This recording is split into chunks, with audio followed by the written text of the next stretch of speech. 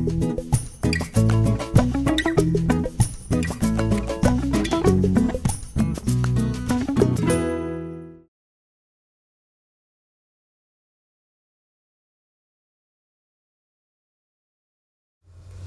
make the pastry, slice the vanilla pod in half.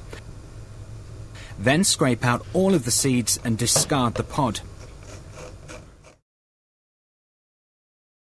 Place the flour in a mixing bowl and add the icing sugar and the butter. Then add the vanilla seeds. Mix the ingredients together using your hands until the mixture resembles fine breadcrumbs.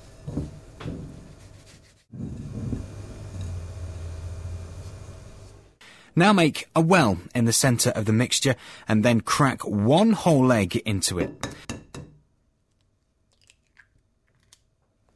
To make the dough, break up the egg with your fingers and mix the ingredients together, using your hand until they begin to form a dough. Dust the work surface lightly with flour, place the dough on the flour and begin kneading the mixture. After a few minutes, the dough will become smooth, but be careful not to overmix as the dough will become too hard.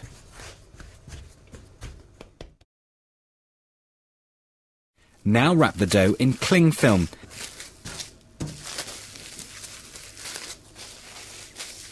And place in a fridge to rest and cool for at least 1 hour. To make the pie, first remove the pastry from the fridge and remove the cling film. Lightly dust the work surface with flour and then knead the pastry for about 30 seconds to make it nice and smooth again. Begin to roll out the pastry until it is 3 to 4 millimeters thick, making sure that you turn it and flour it occasionally. Now roll the pastry over your rolling pin like this, and then unroll it over your fluted tart tin.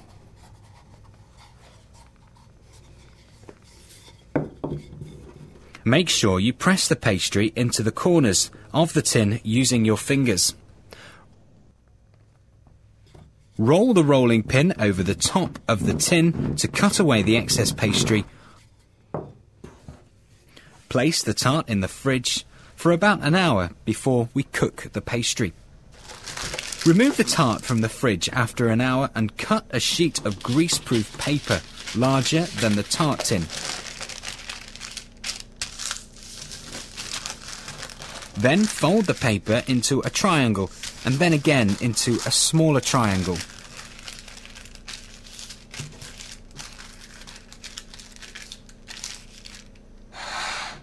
Measure the paper to fit your tin and cut off any excess paper, making sure you cut slits in the end of the paper, like this.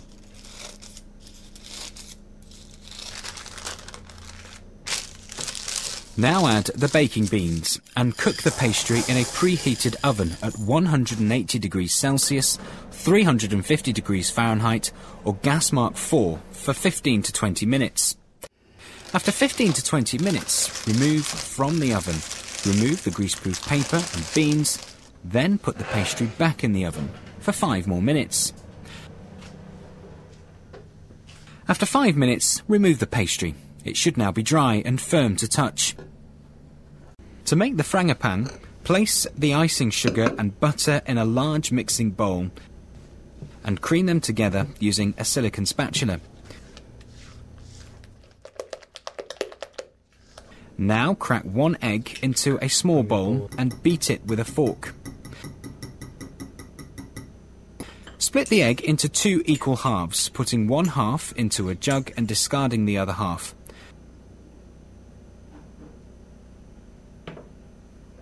Crack 2 eggs into the jug and beat the eggs together with a fork. Now, gradually add the beaten eggs into the creamed butter and sugar, beating the mixture as you go. Continue to mix until you have a soft, fluffy cream mixture.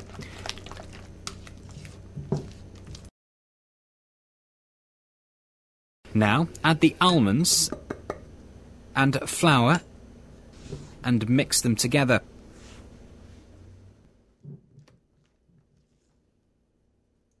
Fill the tart with the frangipan mix and spread it out evenly using a step palette knife.